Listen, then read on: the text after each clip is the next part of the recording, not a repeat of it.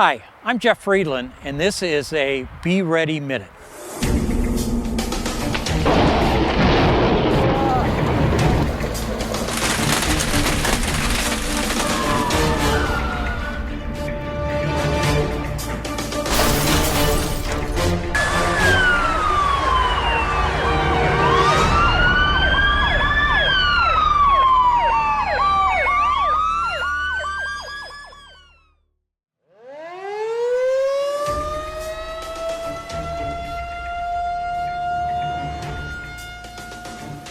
We may often hear warning sirens, but do you know what they really mean?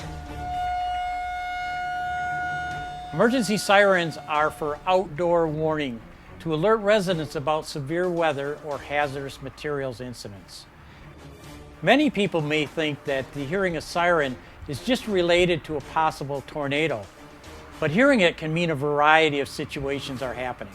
When you hear a siren sounding, go inside and seek shelter. Immediately turn on local media and listen for further instructions. In St. Clair County, the sirens are tested the first Monday of every month at 12:30 p.m.